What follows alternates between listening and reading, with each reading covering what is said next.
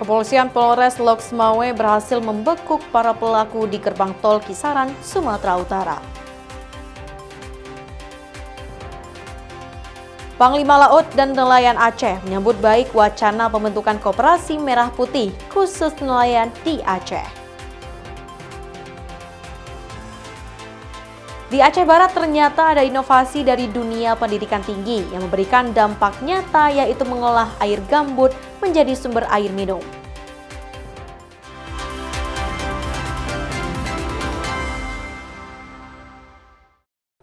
Assalamualaikum warahmatullahi wabarakatuh. Selamat pagi saudara. Kompas Aceh hadir dengan berbagai informasi penting dan menarik baik dari ibu kota maupun daerah. Bersama dengan saya Mutia Fathia Erlison, inilah Kompas Aceh, independen, terpercaya.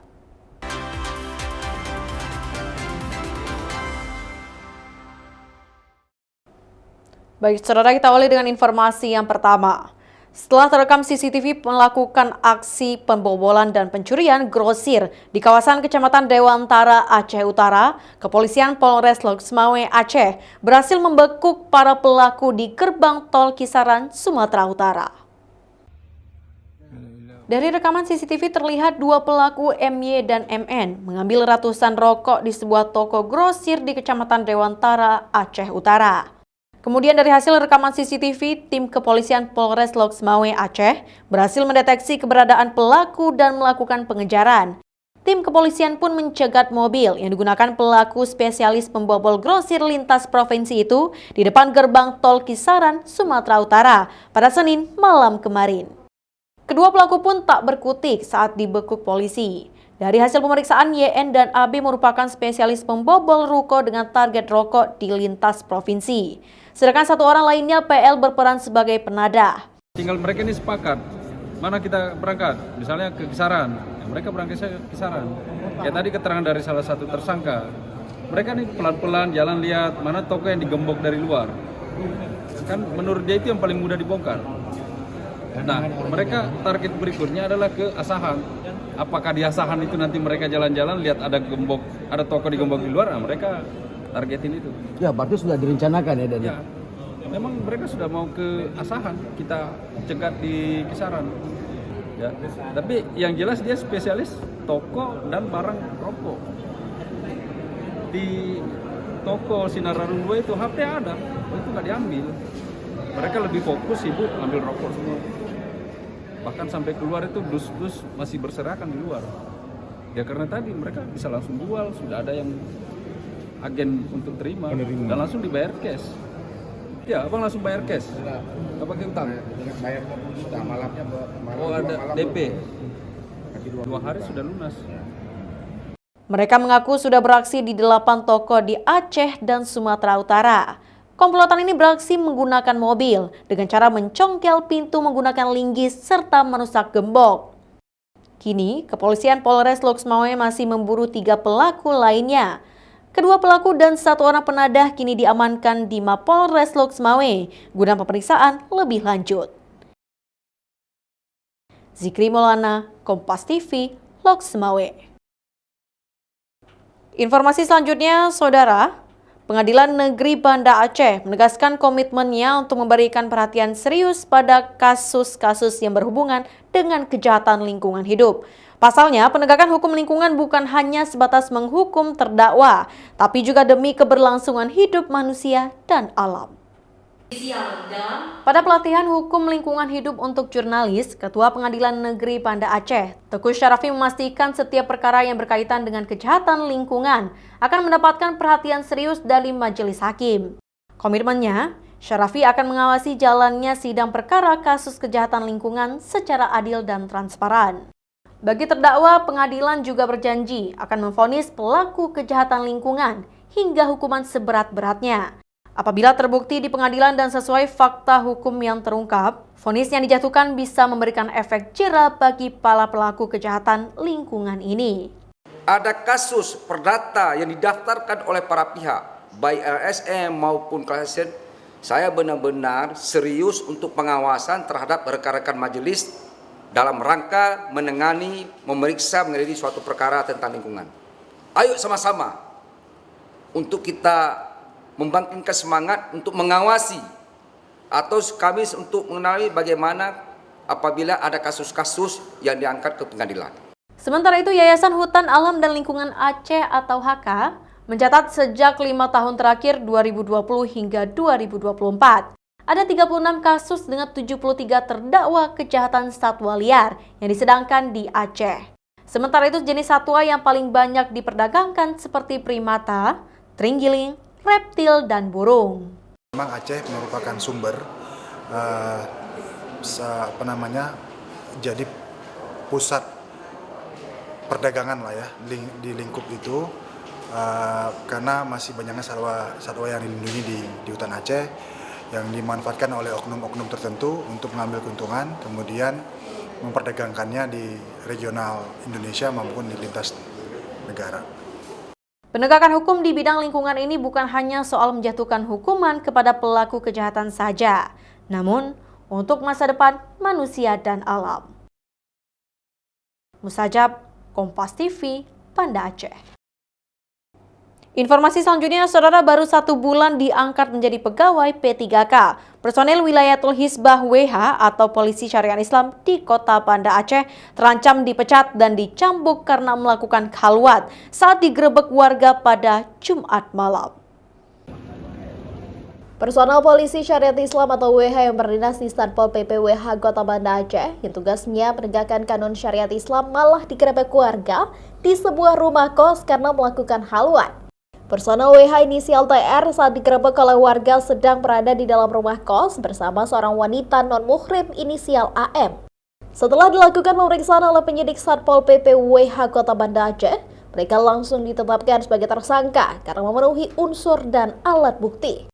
Selanjutnya tersangka akan diproses sesuai dengan kanun syariat Islam dengan ancaman cambuk di depan umum dan dipecat sebagai personel WH yang baru saja sebulan diangkat menjadi P3K.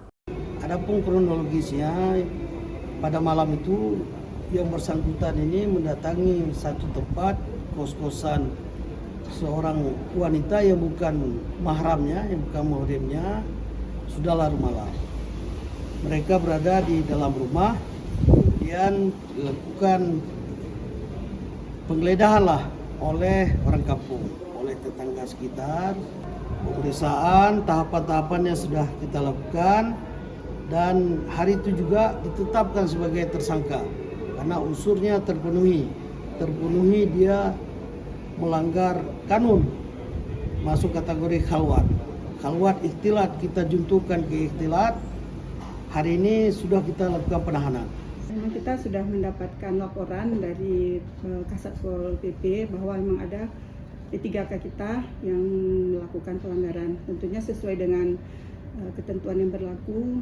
Apalagi beliau itu P3K baru sebulan diangkat sebagai P3K, maka saat ini BKPSDM tentunya telah membentuk tim pemeriksaan pelanggaran disiplin. Nah, jadi nanti beliau akan juga kita minta keterangan, termasuk Pak Kasat juga akan mendampingi. Setelah itu tentunya sesuai dengan ketentuan yang berlaku, kita akan berikan sanksi kepada yang bersangkutan. Sanksi tegasnya seperti apa diterapkan kalau memang dia terbukti? Ya, karena beliau itu kan adalah ASN ya, P3K itu sebagai ASN, apalagi ini karena baru, sanksi paling berat pun beliau itu bisa diberhentikan dengan tidak hormat. Nah, jadi kalau diberhentikan dengan tidak hormat tentu tidak ada hak-hak kepegawaian yang beliau terima, seperti itu. Tindakan pelanggaran syariat Islam yang dilakukan oleh oknum polisi syariat ini tentu telah mencoreng institusi yang selama ini gencar melakukan razia syariat Islam untuk penegakan kanun syariat Islam yang berlaku di Aceh. Raja Umar, Kompas TV, Banda Aceh. Saudara, setelah jeda berikut Kompas Aceh akan hadir kembali dengan berbagai informasi. Panglima Laut dan Nelayan Aceh menyambut baik wacana pembentukan Koperasi Merah Putih khusus nelayan di Aceh.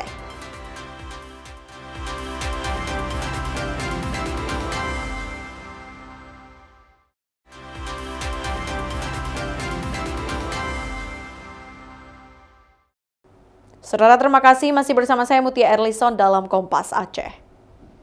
Wakil Gubernur Aceh Fadullah menemukan adanya sejumlah kendala ganti rugi tanaman warga yang masuk di area pembangunan jalan tol seksi 1 Padang Tiji Selimut. Oh iya. Akibatnya jalan tol yang menghubungkan Kabupaten Pidi dan Aceh Besar tersebut belum bisa beroperasi hingga sekarang. Pemerintah Aceh memastikan seluruh proses penilaian terhadap nilai tanam tumbuh pada 22 bidang tanah yang terdampak pembangunan dilakukan secara transparan dan adil. Selain ganti rugi tanaman warga, juga terdapat 17 bidang tanah warga yang belum sepakat ganti rugi. Selain itu, ada juga keluhan masyarakat yang mudah sepakat ganti rugi tanaman belum kunjung dibayarkan. Bahkan, sebagian ada yang meminta untuk peninjauan ulang lahan yang terdampak pembangunan tol. Karena harga yang dibayarkan terlalu murah, yakni di kisaran 7 hingga 17 ribu rupiah per meter. Tadi ada 200 sekian bidang tanah yang tadi bermasalah 116, tapi dari 116 ada 99 yang sudah setuju. Jadi semakin sedikit. Tapi hari ini keputusan kita begini ini selesai, semua harus diselesaikan. Jadi supaya tidak ada permasalahan di kemudian hari. Warga juga diminta tidak melakukan pelanggaran seperti masuk tol tanpa izin lewat jalur tidak resmi karena dapat membahayakan nyawa. Syahril, Kompas TV, Banda Aceh. Kita beralih ke informasi yang lain. Saudara, program Gerakan Orang Tua Asuh Cegah Stunting atau Genting terus digemakan pemerintah untuk mencegah dan menurunkan angka stunting di Indonesia. Di Aceh, program nasional berbasis gotong royong ini terus dilakukan guna memastikan pemenuhan nutrisi, kesehatan, dan sanitasi bagi keluarga sasaran dalam 1000 hari pertama kehidupan anak melalui peran orang tua asuh. Kantor perwakilan BKKBN Aceh mencatat saat ini ada 38.000 lebih keluarga beresiko stunting yang perlu mendapat perhatian dari bapak asuh. Kehadiran bapak asuh dapat mencegah lahirnya anak-anak yang beresiko stunting, mulai dari ibu hamil, ibu menyusui, anak di bawah 2 tahun, dan anak usia 24 tahun, hingga 29 bulan dari keluarga beresiko stunting. Gerakan Orang Tua Asuh Cegah Stunting ini mendorong partisipasi aktif masyarakat dalam menurunkan angka stunting. Bentuk partisipasi itu bisa berupa pemberian nutrisi seperti pemberian paket makanan bergizi, bisa bantuan berupa pembangunan jamban, rumah layak huni, hingga penyediaan akses air bersih, serta edukasi berkelanjutan soal pola makan sehat dan pemantauan tumbuh kembang anak. Nah, sasaran genting itu adalah semua masyarakat lintas program, siapapun bentuk yang kegiatannya itu adalah sebagai berdonasi. Kita tidak memakai anggaran dari pemerintah. Nah, sifatnya adalah gotong royong CSR yang membantu untuk memberikan terutama pertama makanan yang bergizi, nutrisi, yang kedua melihat sasarannya itu adalah jamban dan penggunaan air bersih. Nah, rumah-rumah keluarga beresiko stunting itu yang menjadi sasaran yang akan kita dampingi. Seperti yang dilakukan pemerintah Aceh Besar melalui kolaborasi Pentahelix, baik dari pemerintah, akademisi, bisnis, komunitas, dan media mampu menurunkan angka stunting. Lewat peran orang tua asuh, 2.600 keluarga yang beresiko stunting di Aceh Besar dapat tertangani. Kita berupaya untuk secara terus-menerus untuk menurunkan angka stunting di Kabupaten Aceh Besar. Dan itu merupakan tantangan seluruh masyarakat Aceh Besar secara bergotong royong, bekerja sama supaya bisa kita turunkan angka stunting.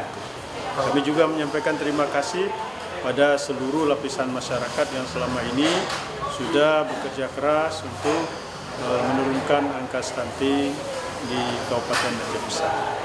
Kolaborasi untuk menjadi orang tua asuh sangat dinantikan guna mencegah dan mengurangi jumlah keluarga beresiko stunting di Aceh, yang saat ini prevalensi stunting masih 28,06%, yang masih butuh pendampingan berkelanjutan.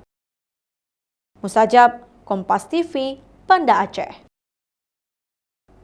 Kita beralih ke informasi selanjutnya. Saudara, Panglima Laut dan Nelayan Aceh menyambut baik wacana pembentukan koperasi merah putih khusus nelayan di Aceh. Dengan adanya koperasi itu bisa membantu nelayan memperbaiki ekonomi mereka yang selama ini merosot dan diharapkan pengelolaannya sesuai dengan kearifan lokal di Aceh.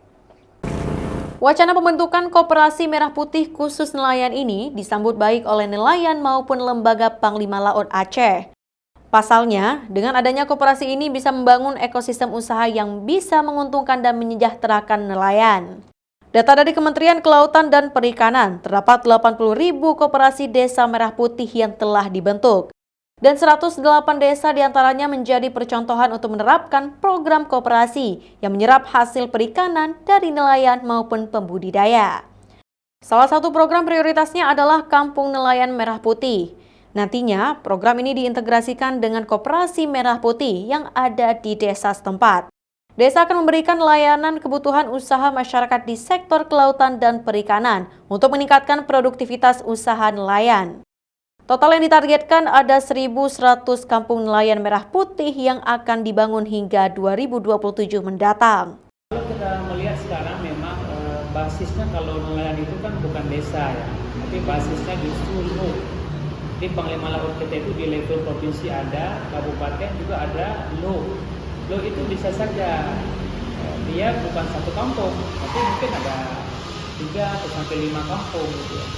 Nah, tentu memang kemarin sempat kita dengar bahwa semuanya itu akan merujuk ke koperasi desa, di mana nelayan atau profesi lain itu akan menginduk ke koperasi merah putih desa.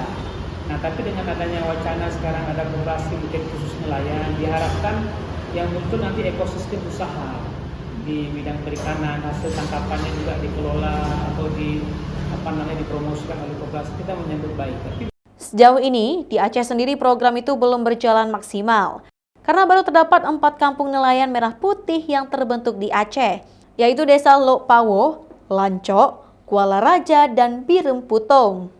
Lembaga Panglima Laut berharap pengelolaan koperasi khusus nelayan ini dikelola sesuai dengan kearifan lokal Aceh, sebab kelompok tinggal nelayan di Aceh berdasarkan wilayah yang disebut LO. LO itu bisa terdiri dari 3 hingga 5 desa yang diketuai oleh Panglima Laut wilayah atau LO. Nova Misdayanti, Kompas TV, Banda Aceh. Saudara, setelah jeda berikut Kompas Aceh akan hadir kembali dengan berbagai informasi. Bank Indonesia Aceh mendorong ketersediaan pasokan barang kebutuhan pokok guna menjaga stabilitas harga di pasaran.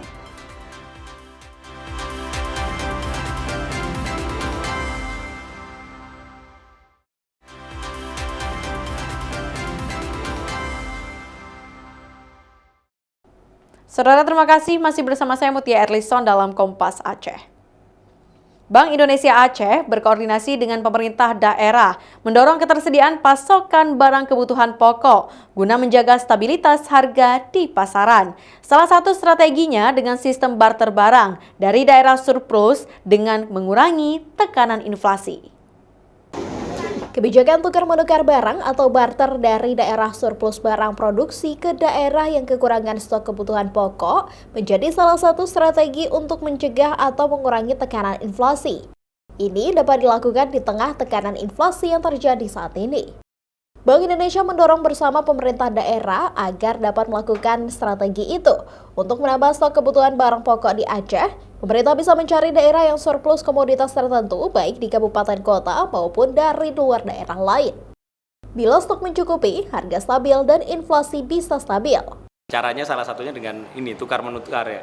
Tukar-menukar itu artinya daerah yang komoditasnya surplus itu mengirim ke kayak Aceh. Jadi kita cari daerah misalnya beras yang lagi surplus di mana, bisa di dalam provinsi Aceh sendiri, bisa di luar ya. Terus didatangkan ke wilayah Banda Aceh misalkan. Salah satu penghitung inflasi kan Banda Aceh ininya. Selain itu kita juga ada kerjasama telur ya, telur ayam. Kita kerjasama dengan dengan daerah lain untuk didatangkan ke Aceh, dan tempo hari juga sempat dengan cabai itu di daerah Jawa, kita datangkan dari Jawa ke Banda Aceh. Nah itu upaya-upaya kita paling enggak dengan stok yang didatangkan itu bisa menurunkan harga. Seperti diketahui, BPS Aceh mencatat pada bulan Oktober 2025 terjadi inflasi 0,12%. Hasil pantauan dari 5 kabupaten kota yaitu Aceh Tengah, Aceh Barat, Aceh Tamiang, Banda Aceh, dan Lok Sumawe. Sedangkan komoditas utama penyumbang inflasi diantaranya emas perhiasan, cabai merah, wortel, ikan tongkol, dan telur ayam ras. Musajab, Kompas TV, Banda Aceh. Informasi selanjutnya, saudara, di Aceh Barat ternyata ada inovasi dari dunia pendidikan tinggi yang memberikan dampak nyata bagi masyarakat, yaitu mengolah air gambut menjadi sumber air minum berkelanjutan dan pengembangan potensi perikanan di perumahan apung Desa Kuala Bubon. Program pengabdian masyarakat ini dilakukan oleh Fakultas Ilmu Kesehatan Universitas Teguh Umar. Fakultas Ilmu Kesehatan Universitas Teguh Umar berhasil mengolah air gambut menjadi sumber air bersih yang bisa dimanfaatkan oleh warga Desa Kuala Babon, Kecamatan Samatiga, Aceh Barat. Ternyata pengolahan air gambut ini bisa menjadi air minum berbasis rumah tangga, serta dimanfaatkan juga untuk budidaya ikan tawar di bawah rumah apung dengan menggunakan sistem keramba jaring apung dan keramba jaring tancap, sehingga bisa mengembangkan potensi perikanan di desa itu. Kegiatan pengabdian mahasiswa berdampak ini juga melibatkan mahasiswa dari kesehatan masyarakat, sumber daya akuatik, gizi dan kesehatan dan keselamatan kerja, serta kelompok nelayan dan ibu rumah tangga di sana. Untuk kegiatan mahasiswa BEM berdampak ini ada 2 program. Yang pertama adalah pengolahan air bersih berbasis masyarakat. Yang kedua adalah pengembangan ekonomi masyarakat melalui budidaya ikan apung dengan menggunakan keramba apung dan keramba tancap. Dengan adanya program ini diharapkan mampu memberikan kontribusi dalam pengembangan ekonomi masyarakat serta peningkatan produksi hasil budidaya ikan tawar dan pengolahannya dalam bentuk produk turunan makanan bergizi tinggi. Nova Misdayanti, Kompas TV, Banda Aceh. Kita beralih ke informasi yang lain, saudara. Selain dikenal dengan keindahan alamnya, Pulau Sabang juga menjadi penghasil coklat berkualitas tinggi. Melalui koperasi produsen kakao Jaya Mandiri, biji kakao lokal diolah menjadi produk coklat premium bernama Cokbang. Kini, Cokbang menjadi oleh-oleh khas yang banyak diburu wisatawan di Sabang. Cokbang atau coklat Sabang menjadi merek coklat premium yang banyak diburu para wisatawan yang berkunjung ke Pulau Sabang. Diproduksi oleh unit usaha unggulan Koperasi Produsen Kakao Jaya Mandiri, coklat Sabang menjadi salah satu oleh-oleh khas kota Sabang. Bahan bakunya diambil dari 100% dari biji kakao asli Sabang yang dihasilkan dari para petani setempat. Ada 30 petani kakao yang bergabung dalam Koperasi Kakao Jaya Mandiri. Januari 2023, Cokbang masih diproduksi dengan peralatan seadanya. Bantuan mesin baru dari Bank Indonesia pada 2024 meningkatkan kapasitas produksi dan jumlah varian coklat mulai dari 4 jenis menjadi 14 varian coklat. Omset pun melejit dari belasan juta menjadi 300 juta lebih per tahun. Ya, kita sudah memproduksi itu bubuk kakao. Nah, untuk coklat komponnya kita sudah ada 7 jenis dan coklat premium couverturnya kita sudah ada 3 jenis, 50%, 70%, dan 80%. Nah, alhamdulillahnya saat ini segmentasi pasar Cokbang itu adalah pariwisata, Pak. Jadi wisatawan-wisatawan lokal maupun wisatawan asing. Nah, mengingat harganya itu kan sedikit menengah ke atas. Gitu. Nah, kita pengen buat coklat yang lebih murah, namun memang masih ada keterbatasan kapasitas produksi. Tadinya kita pikir dengan produksi yang hanya 10 kilo ya rumah tangga, itu bisa mencukupi. Ternyata nggak bisa, Pak. Sekarang kita kapasitas mesin hanya 40 kilo seminggu, nggak bisa kita ningkatin lagi. Jadi harus habis dulu itu. Nah, kalau kita mau tingkatin lagi berarti kapasitas mesinnya harus diperbesar. Salah satu wisatawan dari Malaysia terkesan dengan cita rasa coklat khas Sabang ini, karena menurutnya coklat Sabang ini punya rasa yang khas dan otentik. Rasa coklat Sabangnya gimana? Yang pertama masuk tadi itu diberi tester kan, itu rasanya seperti Cadbury. Cadbury tahu? Cadbury ya. Yang milk punya, milk chocolate. Ya, rasanya seperti itu. Tapi setelah diberi rasa ini apa ya tadi? Nips. Ya, rasanya enak karena ada pahitnya, ada masamnya juga gitu. Kalau itu di-combine sama coklat, rasanya pas. Memang enak. Ya, karena ada pahitnya, masamnya, coklatnya manis. Memang enak. Varian produk coklat Sabang dari Koperasi Produsen Kakao Jaya Mandiri, diantaranya coklat batang berbagai rasa susu, kacang mete, cranberry, bubuk coklat hingga teh coklat. Mustajab, Kompas TV, Sabang. Saudara, informasi tadi mengakhiri beragam informasi yang dapat kami sajikan dalam Kompas Aceh hari ini. Anda dapat menyimak tayangan Kompas TV Aceh setiap hari Senin sampai Jumat pada pukul 6.30 waktu Indonesia Barat, serta siaran via channel YouTube di Kompas TV Aceh, independen terpercaya. Saya Mutia Fatia Erlisan mewakili tim redaksi, mohon pamit undur diri. Terima kasih. Wassalamualaikum warahmatullahi wabarakatuh.